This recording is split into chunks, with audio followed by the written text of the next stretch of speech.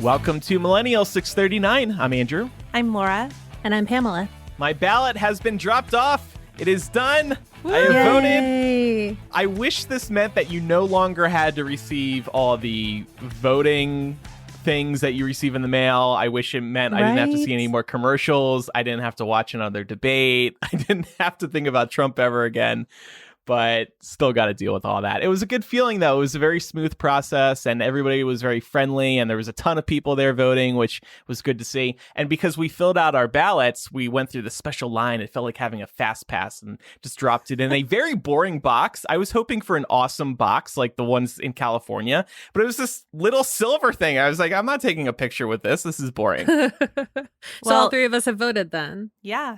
We're done. Good night, everybody. We did it. We can just kick back until November. Right. That's how it works, right? That's how it works. Well, I wanted to say that I've joined Andrew texting with Team Biden. So I was up late on the, quote, late night texting task force last night. We were texting until about 10 p.m. I can't say that I had too many meaningful interactions. I did have one that was so sweet because we were asking people to volunteer. And this lady got back to me and was like, I can't because I work in a nursing facility, but I'll encourage all of our residents to vote for Biden. And I was like, oh, it was so sweet. But I definitely got some trolls. I got somebody who wrote back in all caps and they wouldn't stop messaging. They were like, get on the Trump train, Trump 2020. And it kept coming. And I was like, oh my God. Please stop. Can you block those people after a while or? No. Okay. I think in that scenario, I would just opt them out, Laura.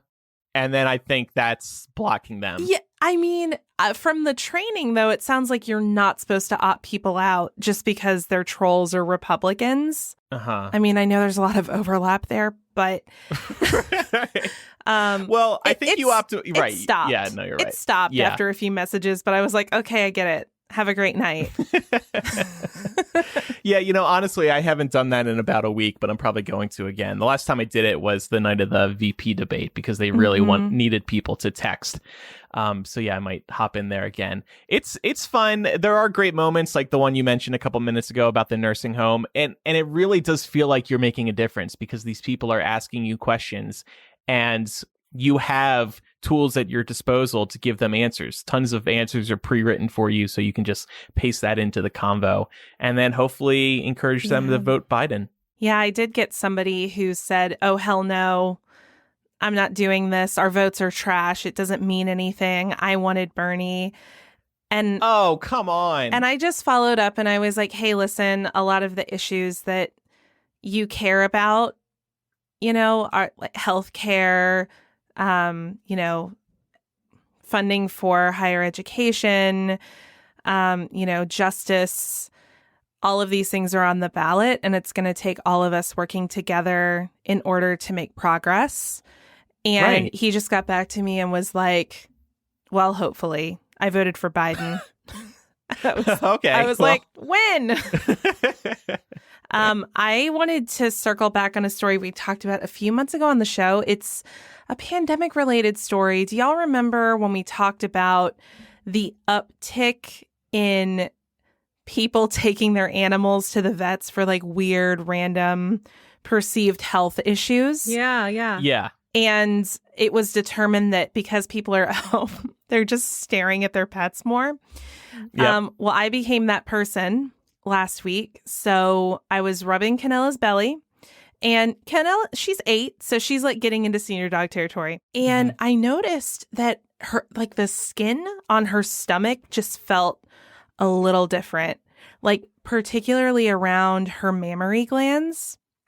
And I was like, ooh, dog bridging into senior territory. I better go get this checked out to make sure it's not an infection or God forbid cancer or something like that. So I take her in. And the vet's feeling around. She's touching it and stuff. And she's like, yeah, this honestly just feels like fat to me. But I'm going to take a sample just so that we can, have peace of mind. And so they took her back and they came back and she was like, yeah, good news. It was just fat. She's put on a little bit of weight, and that's just where she stores it. Turns out my dog has gained 5 pounds this oh my year. gosh. This, just like everybody else in quarantine. Little. Yeah, she is. So I was like, oh, Jesus Christ. Like, I got to do something. Like, it's one thing for me. Like, I'm responsible for my own body, right? But I'm also responsible for her body. And I was like, oh, hell no. Like, I'm not going to let this happen. So Canella's on a diet now. She's not happy about it. But it was honestly kind of a relief to hear that she had just gained weight. I was like, oh, yeah, of course. We can work on that. Like, it's nothing, Do you think is it your parents feeding her more when you're not looking? Because one time I had to go on a work trip to LA, and so I left Jasper with my grandparents, and I was gone for 3 days, and I swear to God, I came back and he was a little husky. So even though I had measured out the food for his each and every meal for them and everything, like they definitely double dipped on quite a few things. Well, first of all, my dad listens to the show. Hey, Dad. Sorry, Laura's dad. No, you're fine. I think that everybody has been enjoying spoiling the dogs during this period of time. So I don't think it would be fair to highlight any particular culprits. I think we've all had a hand in it. But yeah, Canella put on her COVID-19. So yeah. And then you had to pay the vet probably like $100 just to tell you that. That was that. I literally got home and I was like, Canella, I just paid the vet $100 to tell me you've gained weight. Pam, you had an incident this week, huh? Yeah, I was that person and I forgot to wear my mask, and it was while I was pumping gas at Costco. So at least I guess it was that's outside. Not too bad. But so I was standing there pumping gas, thinking about a million other things. And all of a sudden I just felt like everybody was staring at me, and I was like, oh, like why is everybody looking? Is there something on my face? Did my dress fly up? Or it turns out it's because there was nothing on my face. And no one said anything. And by the time I realized I was basically already done pumping gas, so it didn't make sense to put it on. But the amount of shame and guilt I felt as I drove away was astronomical and also well-deserved, because we should all still be wearing masks. When you told us you had the story. Signs everywhere. Right in front of right at eye level, there's a big sign that says masks are required. This could just be a regional difference. I mean, clearly my state is doing a horrible job with this, but my understanding was always as long as you're outside and socially distant. Yeah, it just was made 10 times worse, because after I got in the car and I looked around and there were multiple signs up within eye distance that said, masks must be worn at all times. I have masks hanging on my rearview mirror, so I never forget to have one when I leave the house. Pam. Yeah. What an angel. What an angel. I'm trying to do my part here. Not that I leave the house very often, but I just keep my mask in my car because I need my car to go anywhere that's going to require a mask.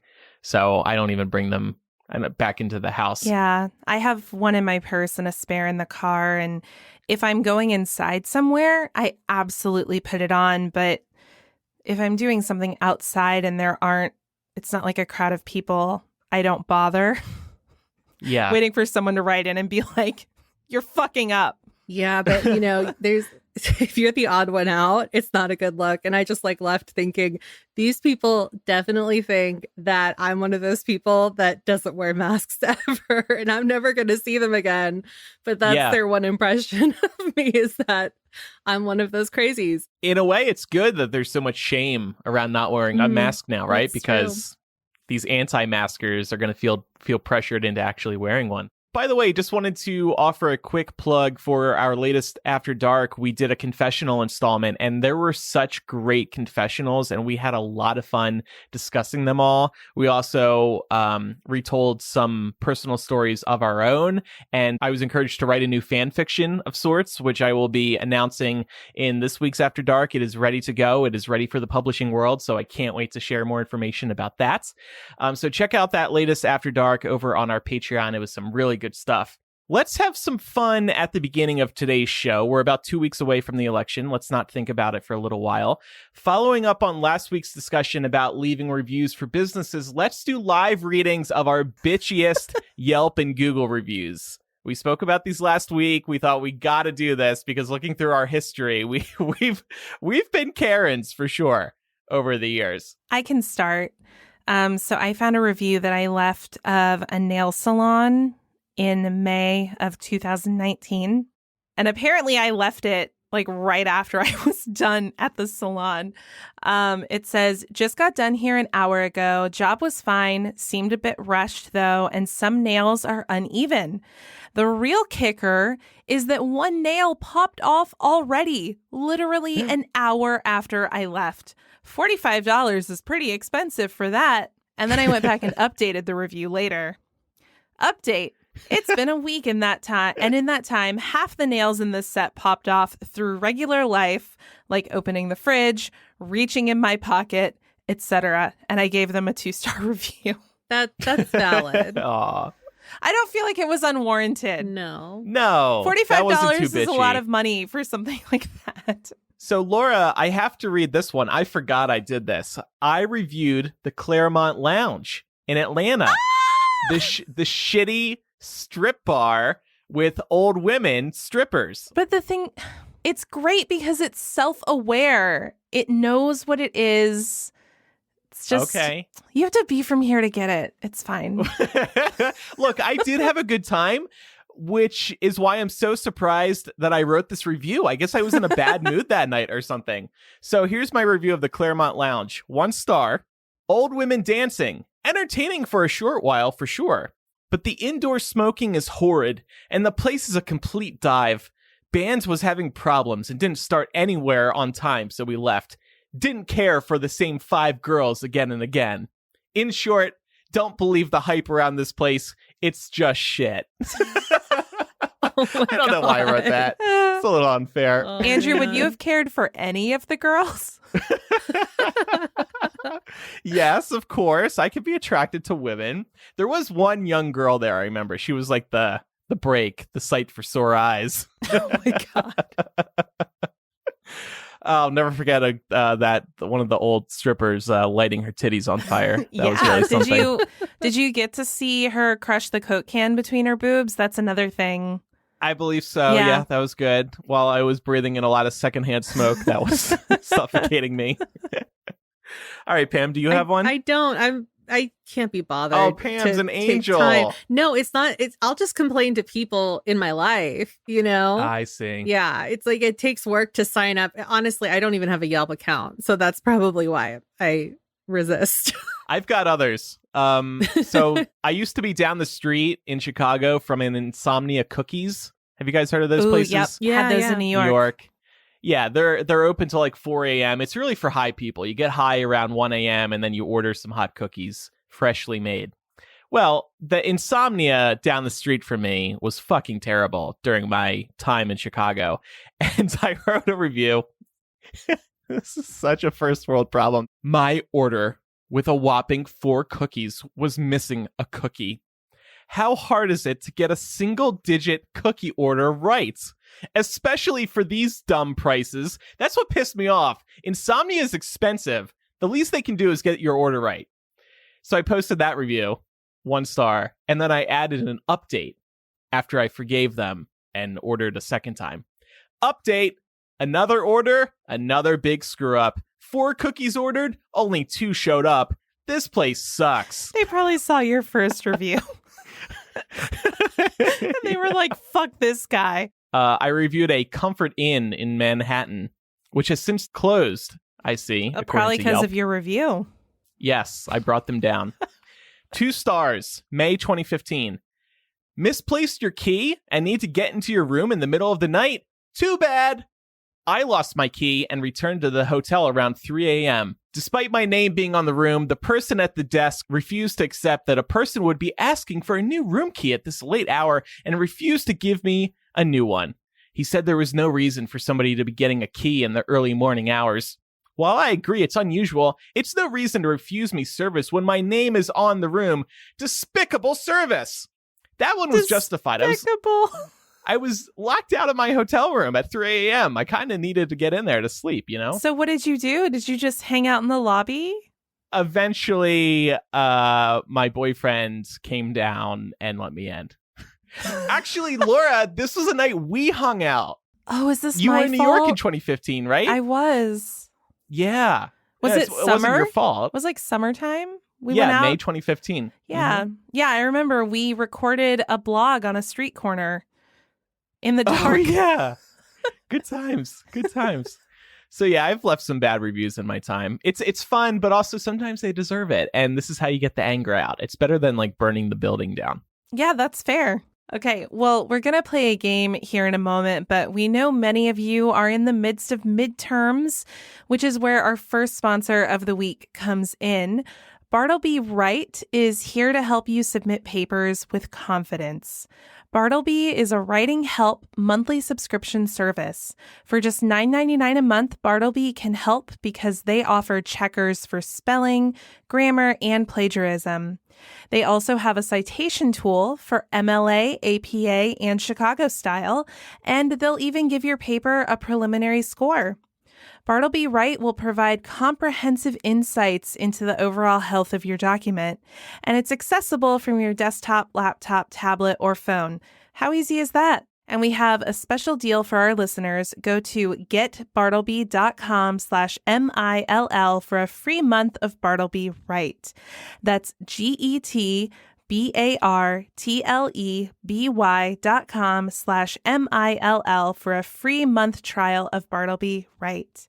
Write better right now with Bartleby Write. Okay, so I found out this week that the Google app for iOS and Android can now figure out what song you are humming. So if you're ever stuck in a situation where that song is on the tip of your tongue, you can't remember the lyrics, you can't remember the title, but you do know how it goes, now you can hum to the Google app and it will attempt to figure it out. I've tested this a couple times. It works pretty well, but I thought we should give it a try live on air. And the added twist on this game is that we're going to hum it into our phones. But before we read Google's answer, the rest of the panel has to guess the song that we're humming to see if we're as good as Google is. Yeah, and feel free to guess in the Discord as well. Yes, please do. Okay, so I'll go first. I have my Google app open.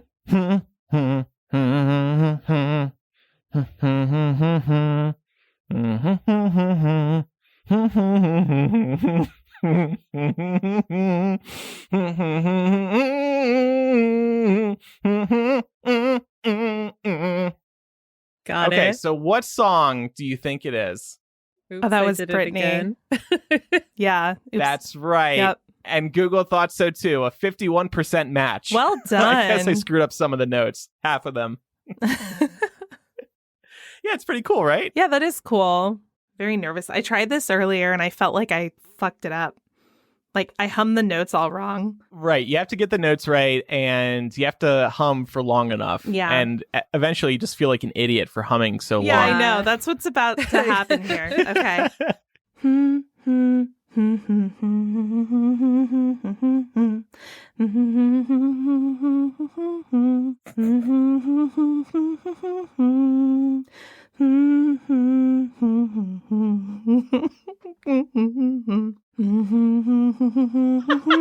That sounds like it could be one of these. Okay. I have no fucking clue what. Hardly hear you, Laura. I'm not gonna lie. Was I not close enough? Google got it right. Oh, wow. Well, there you go. What obscure song is this? It was Despacito. That's not an obscure song. Oh. Yeah, it's like the number I'm gonna- one song. I look forward to hearing that back in editing because I feel like I should have known that. Wow. Oh, see, the Discord got it. They heard me. Good job. Okay.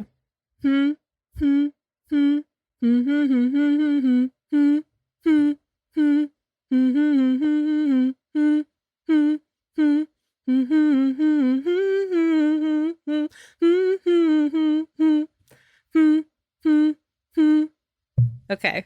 It's done. It's done its thing. I know the tune. Me too. This is what the app is for us to crack the code. My heart, don't ever look back. What the fuck is the chorus? Yeah. That is the chorus. No, well, you know what I mean. What I think the Discord has it. Yeah, they do. As soon as I Teenage saw it, Dream. yeah. I was that's funny. I saw it and I was like, oh yeah, that's what it was. Yep.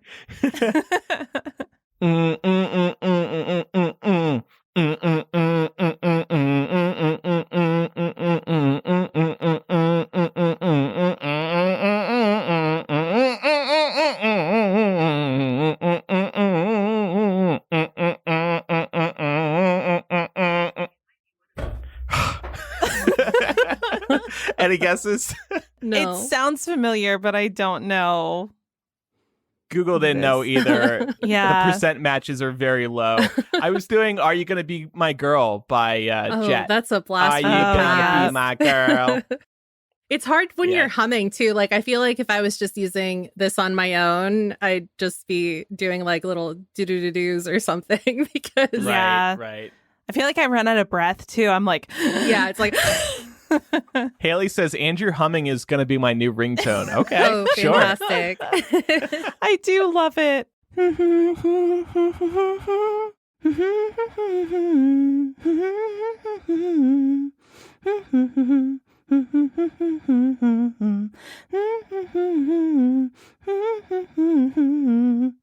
That sounds like one of these.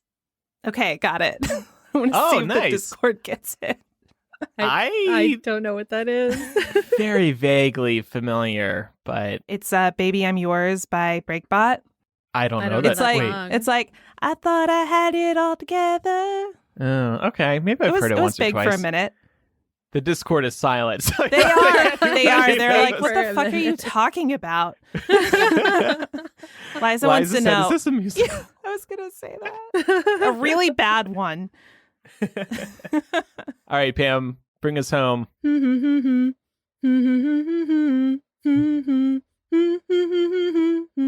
Yep.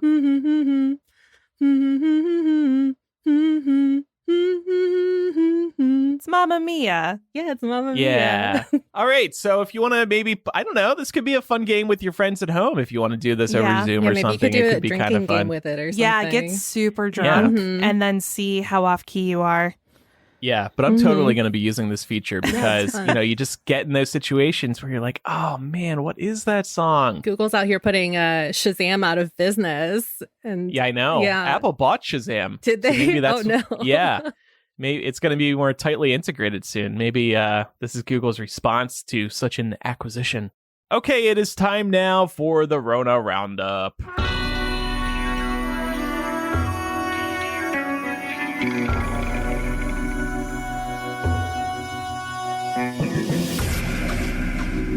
It's a grim day for Jeffrey Toobin. He is a big voice on CNN. I mean, I love him on CNN. He is sharp. He is insightful. He wrote the book on O.J. Simpson's trial, which was turned into a TV series, American Crime Story. Very good.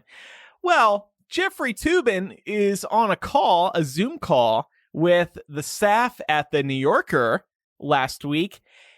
He thought he had his camera off, but he didn't. And he was masturbating during the meeting. This was all sent to the staff. And at first it was just reported that his penis was out. Like, okay, that's weird. Maybe he just walked into the room and forgot the Zoom conference call was happening. But no, he was masturbating during the meeting. Very disturbing. Just a reminder, make sure your camera is off before jerking it during a Zoom call. Okay? I know I've asked this question before, but I don't understand the obsession. And not everyone has this, but I don't understand the obsession with penises. Like, why would one feel the need to masturbate while in a meeting? And to add a little more context here, it doesn't make any of this any more okay or anything. But they were in an election simulation with multiple members of the New York Post plus WNYC Radio. And what they had done was the people who were cast as Democrats and Republicans, got sent into Zoom breakout rooms. This is a feature on Zoom where you can basically break people up into separate mini meetings, and then everyone comes back to the same room when the breakout rooms are done. So this was what happened. I guess Tubin was not in one of the mini rooms and was just by himself in the main room. And when everyone came back, they saw his dick. Fat. And I'm like, you knew they were only going to be in those breakout rooms for a few minutes. Why? Yeah. And look, I mean, it's not that hard to tell if your camera is on or off in Zoom. Yeah, it's just so embarrassing for him. And I've been reading up on him today. Actually, he's got a checkered history. This may be the beginning of the end for him. Uh-oh. Yeah. That's too bad. Like, he impregnated a reporter or something like that and then encouraged her to get an abortion. All this while he was married, by the way. He still is married. So anyway, the big story this week, though, cases are dramatically on the rise again. This was expected. We're at a point with new daily case numbers that is getting close to surpassing that second wave a couple months ago. And there's still no nationwide plan to do anything about this. We're just cruising towards the election. And what I'm worried about now is that Trump loses the election and then he just does not give a shit about saving this country from coronavirus. Or he wins the election and he doesn't give a shit about helping this country get beyond this crisis. Yeah. Either way, we're fucked. I mean, I'm hopeful the states will keep him in check. I will say, I mean, we're obviously, we are some of the worst culprits for this, but we're not even the only place where cases are going up again. I don't know if y'all heard, but last week, I think the entire city of Paris had curfews and lockdowns implemented because cases started spiking there again. And I In have the a friend in UK, Dublin cases blew up. too, and she said that they're getting ready to go into lockdown, I think, again as well. Yeah. So I remember a few months ago, they started reopening big time. And I was like, wow, that's so great. I'm jealous of all those people over in England. Not anymore. well, it's a false sense of security, right? Because they are but at the same time, logistically speaking, it makes sense because they had their first wave before we did. So, of course, they would have their second wave earlier than we will. And this is how it's going to be again and again. We're just going to keep going up and down, up and down, up and down. And we knew this upcoming winter would probably be bad. It remains to be seen just how bad it's going to be. But I would not be surprised if we're seeing over 100,000 new cases every day. And of course, the big question is going to be, are hospitals going to be able to handle this? Is the death rate going to be ticking up? It's remains steady for the time being, but it could tick up again. So stay inside, everybody. Yeah, just because people in your life may be acting like this is over, it's very much not. Mm-hmm. How about the stimulus package? What's going on there, Laura? Yeah, so this was just a quick update. Over the weekend, Nancy Pelosi said that she and Mnuchin would need to reach a consensus on a stimulus by Tuesday. That's the day after this episode is recorded, if the White House wants it done by the election. So how are we feeling about those odds? By tomorrow? Yeah. I don't think a deal is going to be struck. Not at all. But they need to keep powering through. Who cares if it's put into place before or after the election? It doesn't make a difference at this point. People are still going to need the money. Oh, yeah, no, that's completely right. But the White House is only wanting to do this before the election to give themselves a potential boost. So Pelosi's like, okay, like we can do that, but we have to reach a consensus by this date because anything after that is just not going to get done in time for November 3rd. And part of this was, too, that the White House actually removed something like 55% of the language from what Democrats were proposing for the stimulus. And House Dems are being like, no, fuck that. You're cutting way too much necessary assistance out of this in order for us to get on board. So I feel like they're going to continue powering ahead with a potential deal up until the election, because I think that would still help Trump. He wants to be able to show potential voters that he's trying to do something. Who cares if it's actually enacted before or after the election at this point? I don't know. He's got to try anything. Yeah, I mean, it kind of reminds me of similar moves of desperation in the past. Like, obviously this was not as big of a deal as coronavirus is, but like John McCain, when he was running against Obama, the McCain campaign knew that they were going to lose very early. And that was why they chose Sarah Palin for VP, because they were like, fuck it. Like, we got to try something. And I think we're seeing a similar act of desperation here. Yeah. Also, just wanted to talk about some quick vaccine updates. Johnson & Johnson paused their COVID-19 vaccine trial because of an unexplained illness in one of its volunteers. This happened with another vaccine trial a few weeks ago we talked about.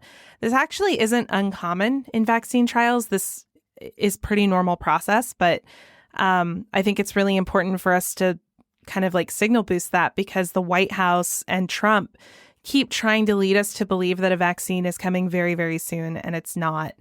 As evidenced also by Pfizer, who said that they will not seek vaccine authorization before mid-November. So not that I think most of our audience would take these claims seriously. But I think sometimes, you know, depending on what media outlets you're most frequently exposed to, you might be hearing a different kind of slant, and there's no vaccine. Okay, well, moving over to Trumpster fire now.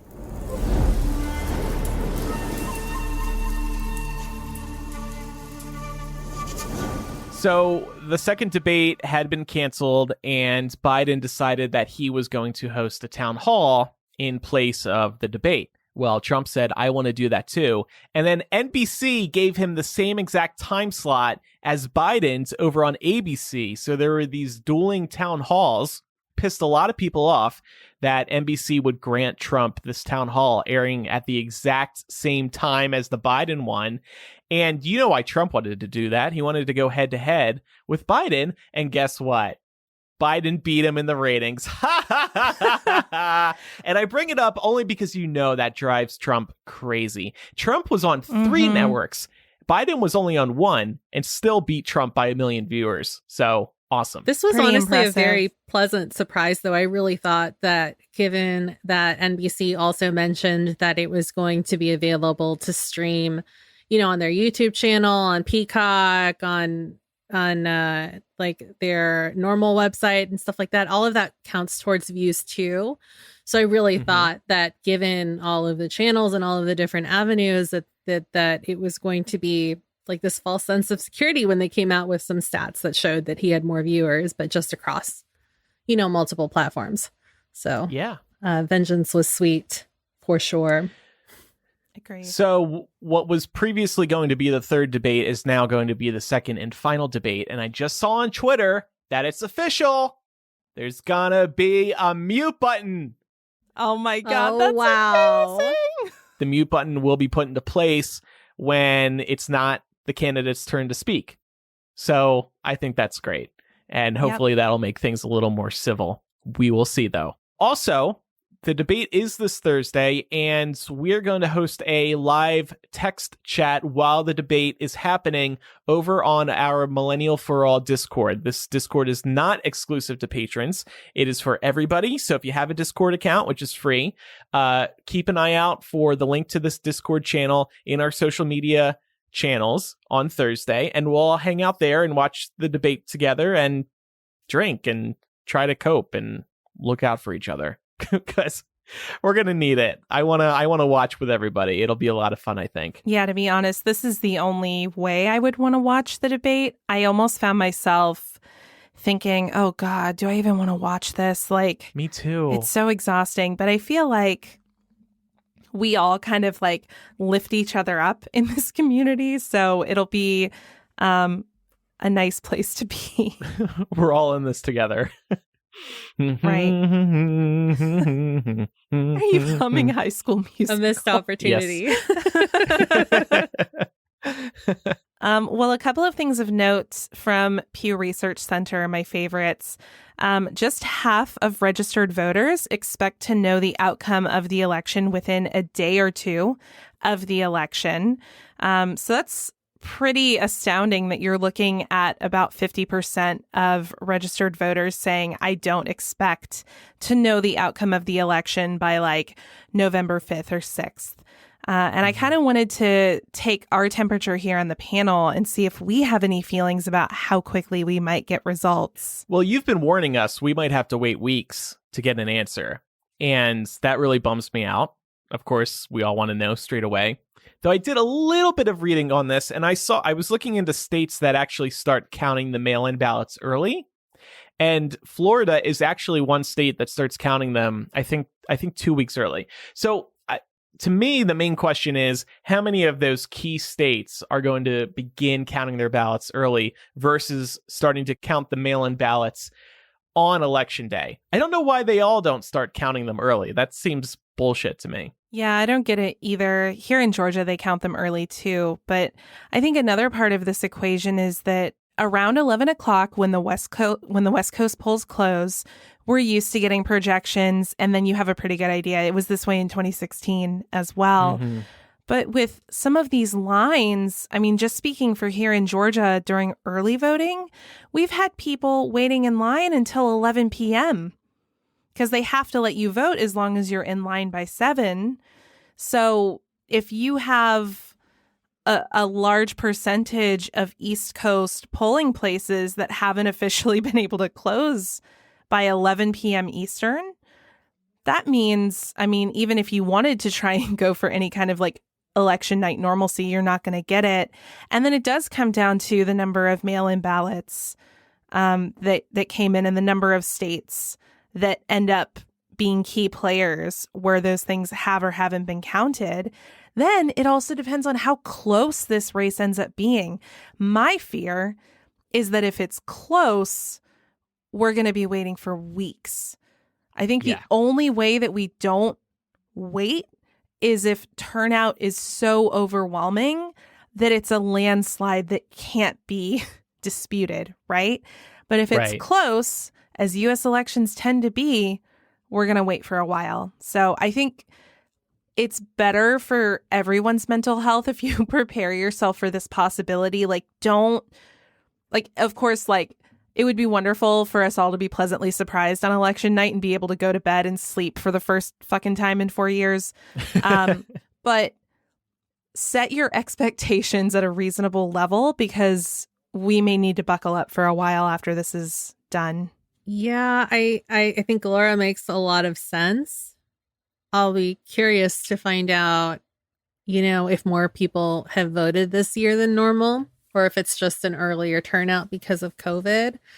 But I don't know, it just kind of reminds me of when Gore and Bush were running against each other and the recount took a lot of time. Everybody thought that one person had won, and then there was a recount that was asked for, and then everybody was in limbo for a while. Yeah. Yeah. And I mean, of course, they were requesting a recount, but it wasn't contentious.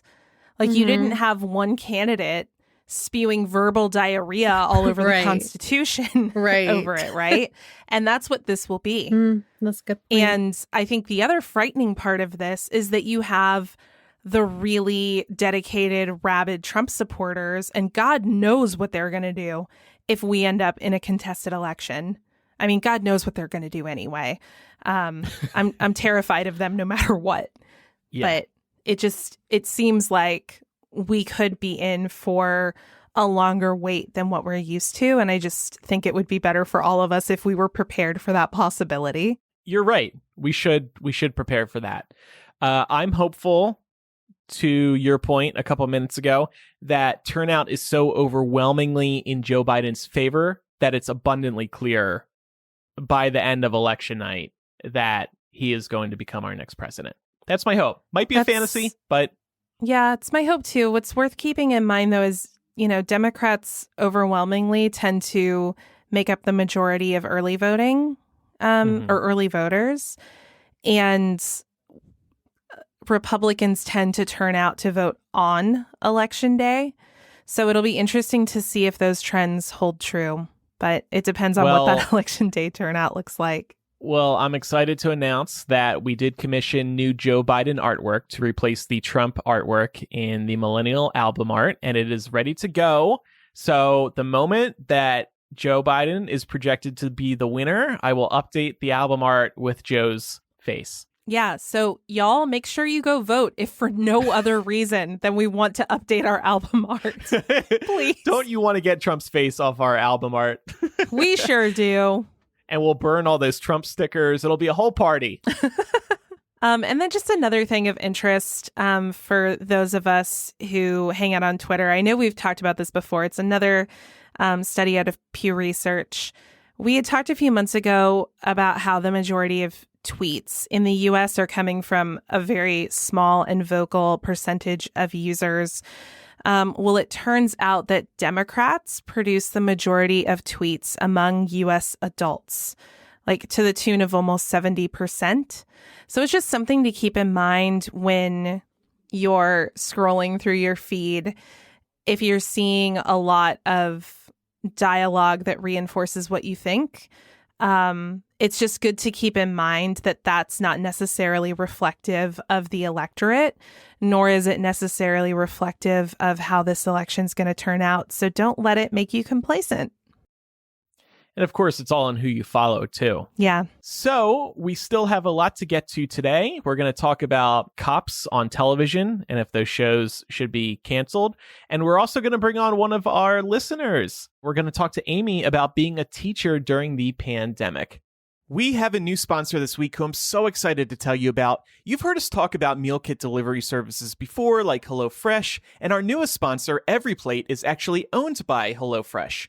But EveryPlate is different. They are America's best value meal kit. Get meals you'll enjoy and your bank account will love even more, delivered right to your door. One meal at EveryPlate is about the same price as a cup of coffee. And the food is still absolutely delicious and high quality. We've been cooking EveryPlate meals over the past couple of weeks, and we've been floored by every one of them. For example, the other day we cooked up Tuscan herb chicken over creamy tomato linguine. Oh my gosh, it was so good, and I can't stop thinking about it. This week on our menu, we've got caramelized onion burgers with horseradish aioli and potato wedges. Looking forward to that as well.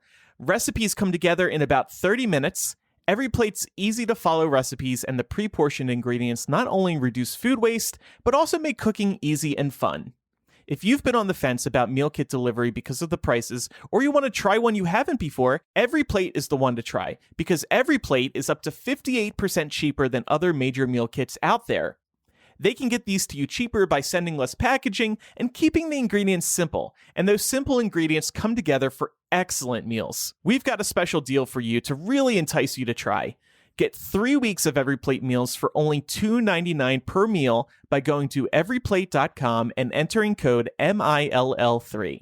This is the perfect time to try this. With the COVID cases on the rise, stay home, but give yourself some great dinners that you haven't had before. Again, get 3 weeks of EveryPlate meals for only $2.99 per meal by going to everyplate.com and entering code MILL3. So, weirdly, we're coming up on the start of fall TV. It's obviously kicking off a little late this year because of COVID. So any semblance of a lineup that's happening on any of the networks y'all follow is due to start very soon. And so I thought it would be interesting to talk about cop shows because they're everywhere. Even if you don't watch them, they're on all 4 of the major networks, which are ABC, NBC, CBS, and Fox. Many of these networks have multiple procedural series in their lineups. But the storytelling is a little bit skewed on these shows for a variety of reasons. And so it's just really interesting to think about where these series go following the protests against police brutality, which have been, very much in the spotlight this whole year. So per THR, who had some stats to share, shows about police officers accounted for 19.6% of all scripted network television programming from September 2019 to May 2020. So that was last year's television season. And the outlet also says that 7 of the 15 most popular scripted series last season were police or crime dramas. So wow, they're very popular, even still. There's also some not so nice stats here. A nonprofit civil rights advocacy organization called Color of Change conducted a study earlier in 2020 where they looked at 26 different procedurals. And in their research, they found that 81% of the showrunners were white men, 78% of writers were white in general, and 20 out of the 26 shows had just one Black writer on staff or none at all. They also had a bunch more stats, but one that I found really interesting was that when it came to the characters that are portrayed in series, Black men were only portrayed as victims 12% of the time, while Black women were only portrayed as victims just 9% of the time. So, I mean, obviously, representation in writers' rooms, we talked about that a lot before on this show. And it's just important to understand what the makeup is when you're looking at shows and even movies that you watch, because it really does, affect the way that storytellers choose to, tell their tales. But, again, given the rise of awareness in terms of police brutality, not anything new, but it's definitely, a topic that has been discussed a lot this year. Rightly so. People are questioning whether shows like these tend to fuel negative stereotypes, not just about Black people, but also just about people of color, because they're oftentimes depicted as criminals or victims of their own choice. And even in terms of just cops in general, a lot of times, even if they're not following the rules, they always have like a reason for why and how that's okay, whether that's just because they're in pursuit of justice or, they might like lead with a hard hand, but it's all in the name of good, so there's definitely a narrative that's pushed there, whether on purpose or not. So I wanted to start off by asking you guys if you're into cop or crime procedurals, either comedy or drama, because they fall on both ends of the spectrum. And if so, which ones you have watched in the past or which ones you currently watch now? Yeah, I think the only one in recent history that I ever really followed was Dexter. I mean, anyone who was a fan of Dexter knows that the way that show ended was crap. So, really only recommend the first 4 seasons. Did you see it's coming back for a season? Yes, and I'm not. Ooh, I know you. Yeah, I knew you were a fan, so I was thinking about you. No, I was not pleased. I was like, can you just leave that alone so we can forget that horrible ending? But anyway, I know that sometimes if I'm just browsing for something to watch kind of mindlessly, I'll go for Law and Order SVU, and I know that's popular for a lot of people too. Yeah, I was into Law and Order SVU for years. I think mainly during my college years. And I've been meaning to try it again because it's just a good show to binge all day when you got nothing else going on if you're messed up. But I used to really like Cops, the show that aired on Fox, following police officers as they were taking on real crime in their city, allegedly. It was reality TV. That was probably why I liked it. And then I know recently there was, what was the show called? Live 911. It was Cops, but live, allegedly. But I know it was popular because didn't it just get pulled off the air too recently? It did because of everything that's been going on this year. Maybe it was called Live PD. I don't know. But anyway, it was a modern Cops. And that's the extent of it in terms of what I would watch, Law and Order and Cops. I think both of you kind of hit the nail on the head for my next question, which is what the draw for these kinds of shows are. And I think it really is just that you can tune in at any point in the season and you don't necessarily have to watch the whole trajectory. You could, but it's not necessary, right? With Law and Order, you could just watch 1 episode or you could watch 10. Yeah, they're very self-contained. But the problem is these shows that we're talking about glorify police. And that's been the problem with them. The cops are always the heroes in these shows. And right. Well, and even for the cops who are conflicted, or more characters that we're more conflicted about, there's always more justification and context provided for them. So, for example, you have, in talking about Dexter, he's a fucking serial killer, but we're supposed to be okay with it because he's only killing other killers. But other people end up getting hurt along the way of that journey. So, we don't get that kind of additional context about any of his victims. Yeah. It is kind of weird. You are kind of put in that position of getting more understanding and more character development, which is, I think, a natural progression for the show's main characters. You're going to learn more about them. But the people who are spotlighted as victims or criminals, we see them for like one episode or maybe two, and that's it. It very much boxes them into this like black or white, like you're either good or bad. Yeah, I mean, like the anti-hero storyline for something like a Dexter or anything else that fits in that genre, the reason that those characters are so popular is because they do have time to peel back the layers for them, because they're there every episode of every season. When you guys tune into, it doesn't just necessarily have to be police shows, but it can be. I mean, are we conscious of the narrative that our entertainment is feeding us as viewers, and how it might, maybe accidentally skew an unconscious bias? Or are we just like tuning in to tune out? And it's okay if it's the latter. I would say it's a mix of both, because they are propping up the police in these shows, so you do get a better feeling about police, maybe unconsciously. Yeah. And they're all so friendly. Look at them. That's so nice. Yeah, I mean, I'm not caught up, but I watch Brooklyn Nine-Nine. That's probably like the only cop show that I watch. And it is kind of interesting when you take a step back, because, all of those characters are so goofy, but you also like have to think that people that are out there and are making, careers out of this profession, some of which are terrible people, are not just like goofy, happy-go-lucky characters that you want to go grab a drink at the bar with, for example. You know what I mean? Yeah.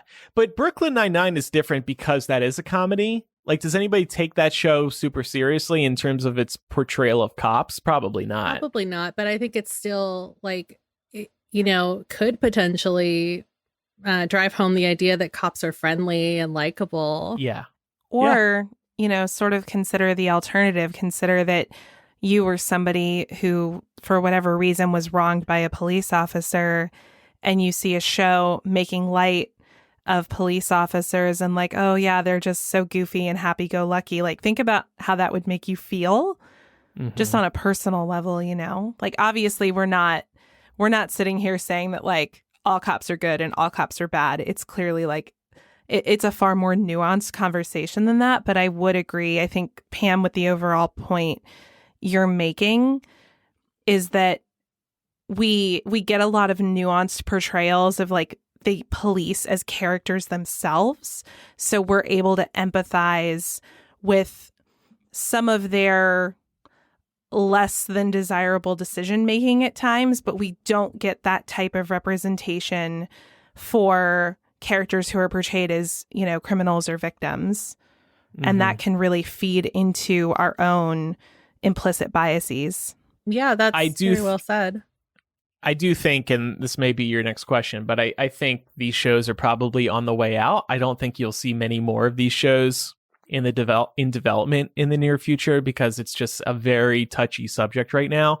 And any show that stars cops, whether reality or scripted, is bound to get a lot of negative attention, I think. Yeah, I mean, that's something that obviously is up in the air. It's I think that it'll be interesting to see how the networks weigh that out, for sure. Because on one hand, they know that these shows do really well. And that's why many of them have been on for a really long time, like NCIS. One of you guys mentioned Law and Order. Blue Bloods, also long running. CBS has like an entire Chicago lineup that's all intermingled. Yeah. They're all very popular. Yeah, all of them are super popular. So, I think at the end of the day, obviously the dollar drives the decision, but it is kind of bad press, especially where the conversation is heading right now. That being said, given all of the protests surrounding police brutality, a lot of these showrunners are speaking out and talking about how, they plan to move forward, whether or not they're going to address certain more real world issues. Do you guys think that shows should be doing a better job of depicting more all-encompassing pictures of law enforcement on the whole? I definitely think so, but I think even that would come under scrutiny from police unions and I don't know, whoever else. That probably a lot of the viewers would be pissed about it as well, because they all like cops in all I know people that try, it's like usually you get a lot of backlash for others saying, oh, you guys are trying to be too PC That's like the main argument, isn't it? Mhm.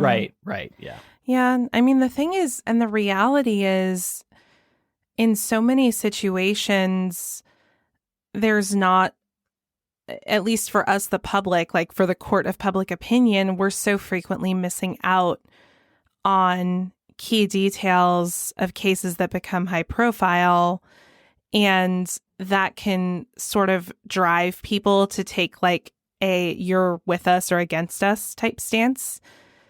I don't think that's super helpful for our own national dialogue. And it would be really interesting to watch shows like this really grapple with that.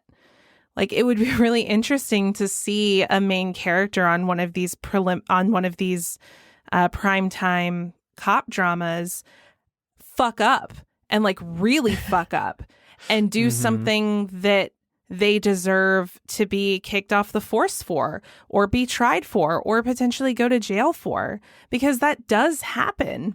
Maybe that's how they'll write out characters in the future. Yeah. If they haven't already. Maybe. 'Cause that's a good But idea. also, like, certain types of crimes, I feel like sometimes these police dramas get really lazy with the crimes.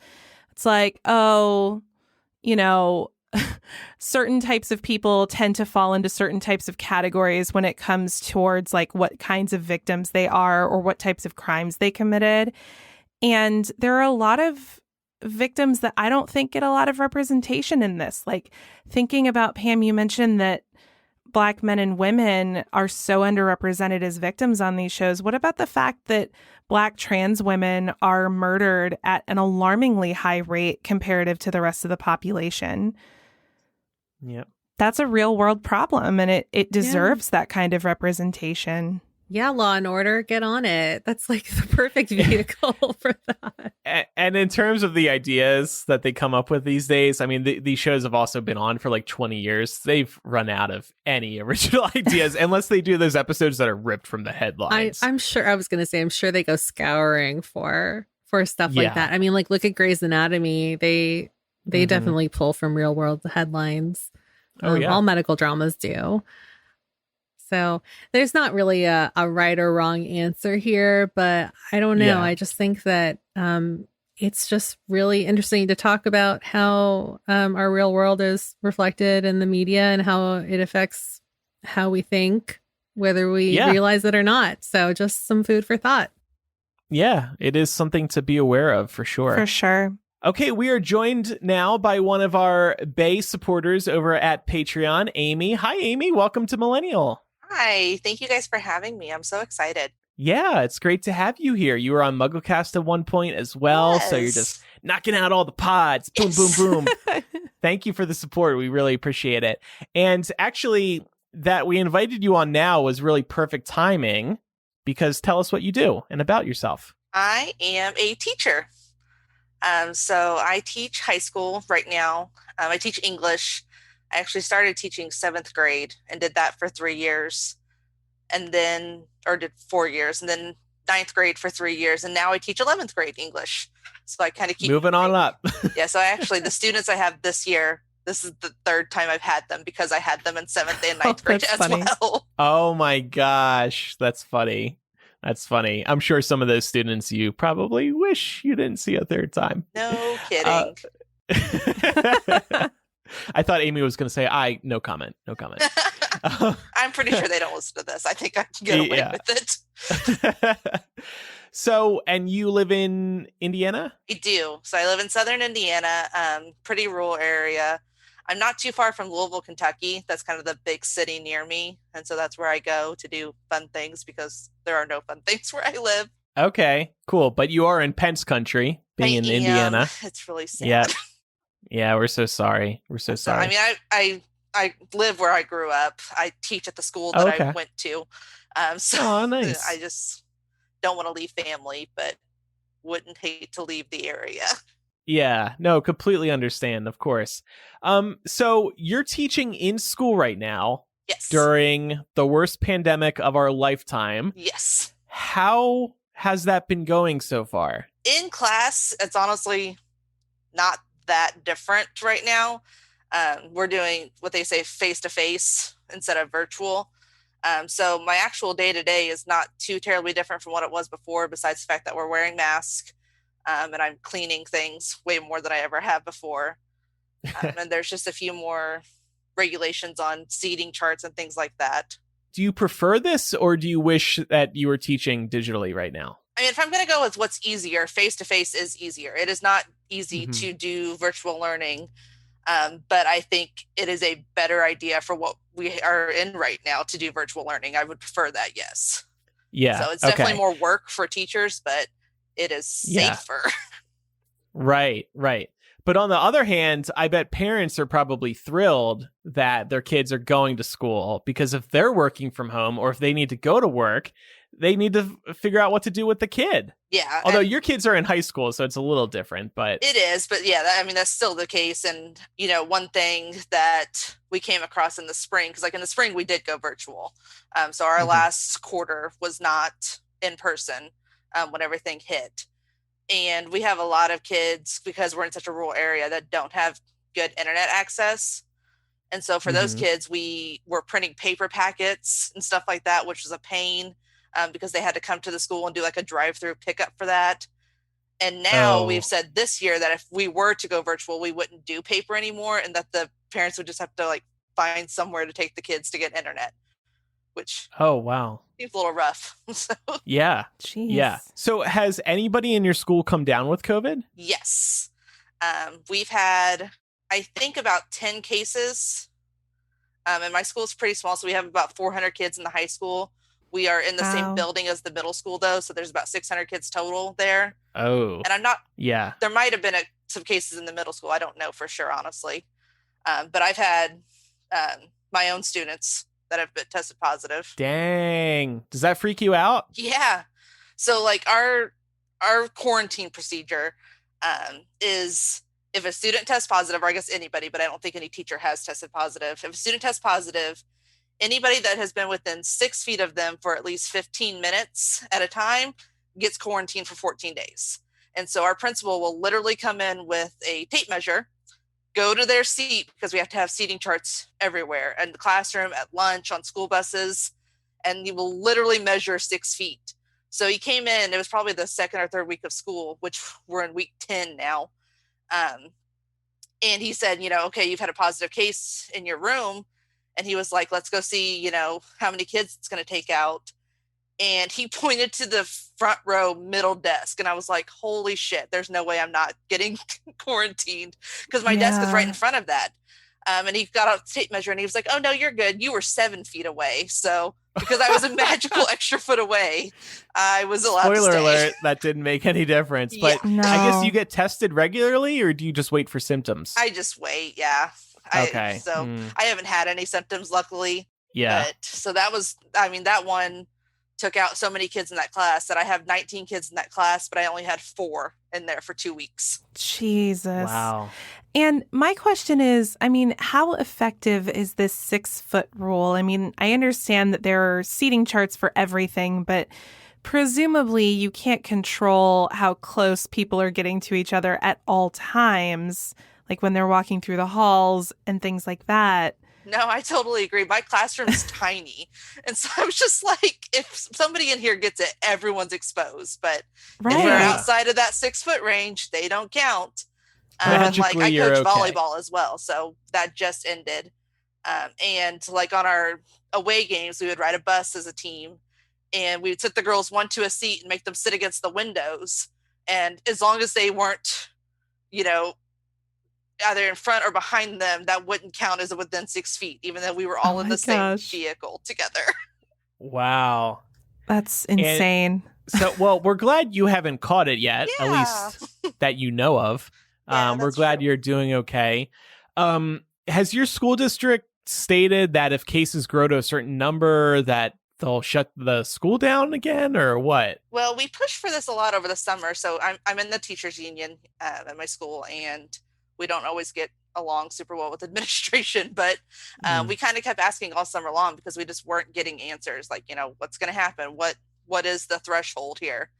And finally, basically, like once school started, our superintendent said, if we reach 20% kids, then we'll shut back down to virtual. we took that to be 20% of kids not in school because, like I said, with one positive can take out 20 or 30 kids because they're in 7 different classes throughout the day and lunch. So they're with different kids all day long. And so at that point when I had my one positive in my room, there was another positive case at the same time. We had 30% of our students in the high school on virtual.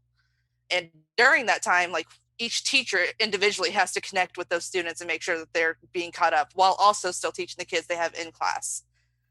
So we were like, hey, we have 30% of kids out. Like, should we probably shut down? And he was like, no, not 20% of kids absent, just 20% positive cases, which is not going to happen where we live. No. And so we're basically never going virtual. Oh my gosh. He said that the only thing that might do it is we only have right now 4 subs for our entire corporation. So elementary, middle, and high school, because no one wants to sub right now, which why would you? So the only thing that would really shut us down is if too many teachers had to be quarantined. I see. Jesus. Okay. And Wow. have you had any students or their families refuse to partake in in-person learning? Oh yeah, we did make it an option this year for kids to do virtual. But they had to choose at the beginning of the year, and they can't change their mind to come back until like second semester. Jeez. No And they kickback. also can't change their mind to like go to virtual now. Like we set a cutoff date at like the second week of school. Wow, that's crazy. And you told me that you've seen Trump masks in school? Yes. The It's students so or the sad. teachers? The students. I don't think I work with anyone that stupid. But I guess I don't know for sure. But I know the teachers I'm close with, they're not on the Trump train. But there's several students who, I mean, for the last few years, I've seen Trump shirts and stuff like that. But now it's like big Trump 2020 across their face. And I just want to puke when I look at it. Yeah, it's so backwards to wear a Trump mask. No kidding. I know. He's the reason you're wearing this mask in October. I know. And one of them is so, he's always been a pain in my butt, but every class period, every time I have him, he's like, did you really sanitize my desk this class period? And I'm like, you've got a Trump mask on. Shut up. Like, you don't get to ask me if I cleaned well enough. Drink bleach, kid. Sanitize your own damn desk. One time I really did just spray sanitizer on a towel, and I was like, here, do it again if you really want to. I don't care. Oh, Lord. Yeah. I am so sorry. You are a superhero. Yeah. And that's good what on everyone you. said in the spring when it first happened. And then when we were like, hey, maybe we shouldn't go back in August, everyone said we were selfish. So Damn. Unreal. We hope everything stays okay there. I mean, what did you say? 10 cases in the school? yeah, I think so 600 far. students total. I mean, I guess that tells you that social distancing and masks work. Only 10 in an enclosed building?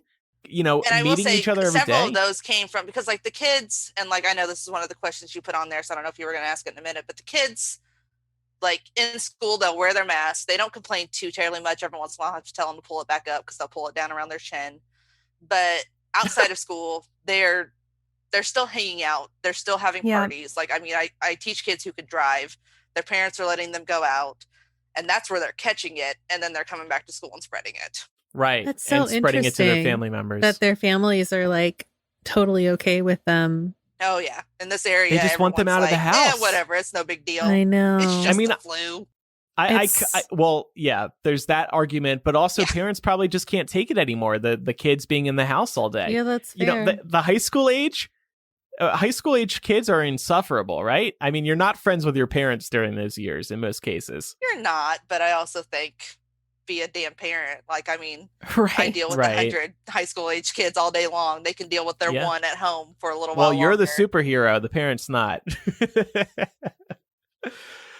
Cool. Well, thank you for filling us in on all of that. And we're going to have you hang around in After Dark because, Pam, you came up with a great idea for After Dark today. Tell us about it. Oh, yeah. Since we have an actual teacher on, I thought it would be pretty funny to see if we can remember some basic facts from when we were in high school, some general knowledge. So I pulled some quizzes. I don't know if we'll go through all of them or just one, but I still think it'll probably be really funny to see if we're actually as smart as we think we are. So Yeah. We're Yeah. not. I love it. I'm not counting on being any semblance of smart.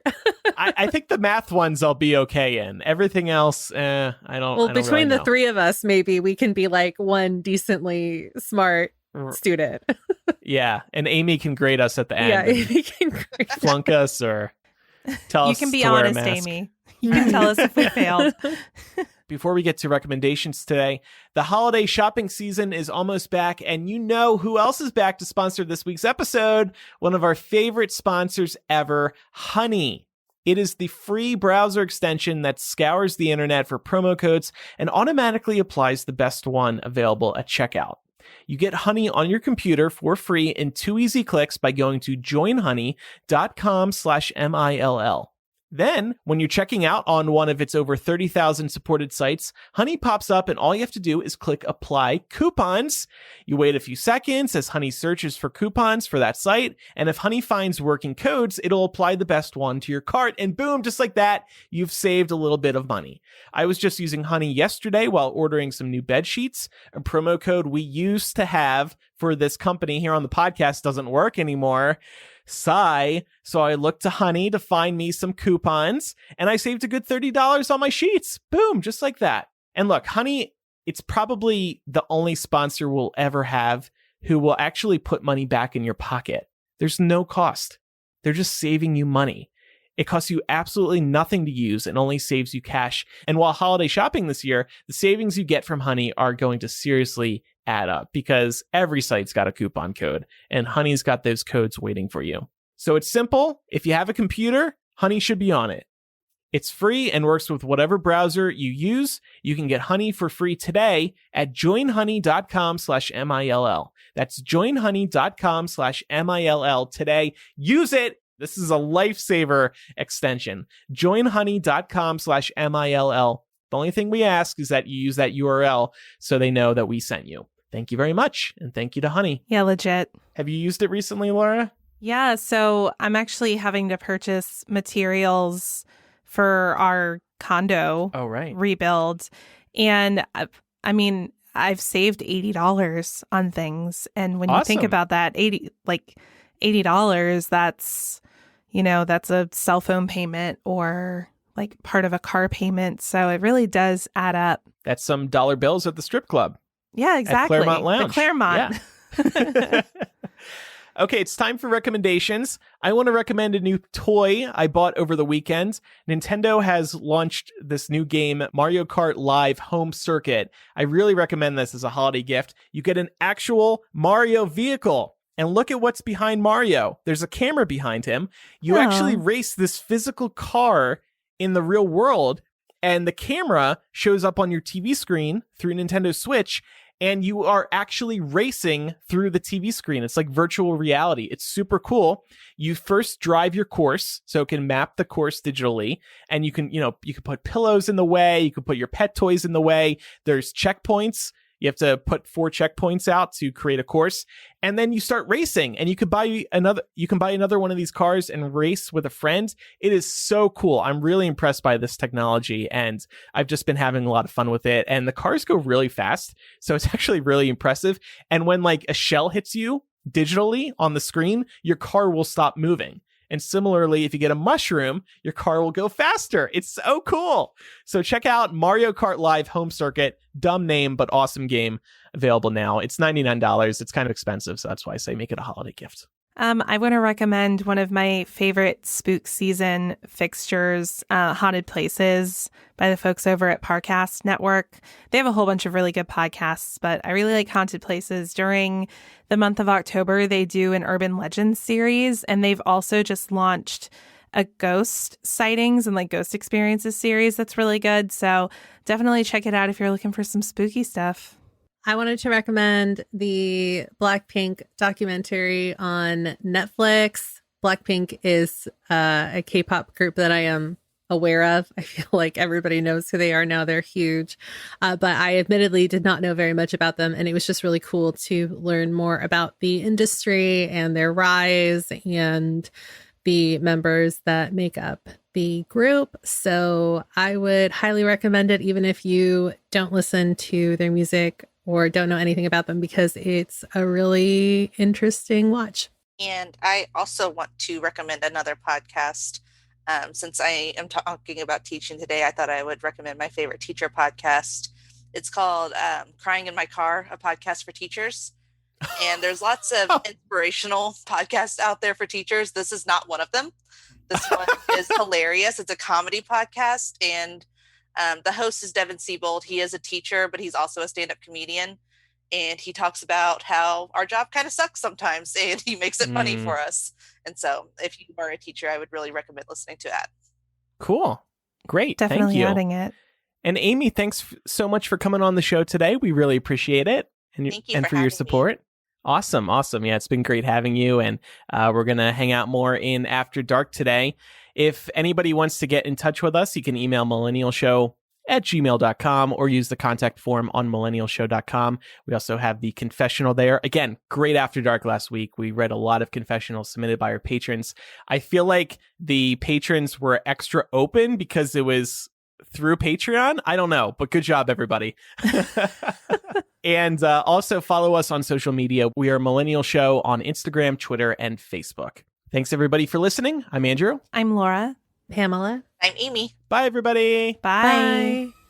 Wear a mask, wear a mask. Is this really much to ask? Tie some fabric round your face. Oh, it's the simplest of tasks. At the gym, at the store, don't treat it like such a chore. No, these mandates aren't malicious. All your theories are fictitious. Stop the lies, stop the fights. No one's taking away your rights. All this speculation makes me need a flask. Come on and read some data. All you masturbators, wear a mask, wear a mask, wear a mask. It's a mask, it's a mask. Heaven's sakes, it's just a mask. Such a shame that asking folks to follow rules gets you harassed. You can shout, you can glare, but listen, Karen, I don't care. Never seen folks so dramatic over a f***ing piece of fabric or debris. Feels too hot, quit your bitching, there's a thought. Suck it up, and don't you give me any sass. We've got a lot to do, and it's not just the flu. So wear a mask. Wear a mask. Wear a mask. Wear a mask. Wear a mask. Wear a mask. Get your head out of your ass. Try to think of someone other than yourself is all we ask. While you sit watching Fox News. Okay, Oh, I this hadn't is gotten amazing. further than the Lumiere part, so all that, the rest of that was new to me. And wow, that I didn't Mrs. know it got Potts so really- vicious. Yeah. Oh, man. She brought it home for me. She did. That went super viral over the weekend. Whoever did that did an amazing job. Noah Lindquist.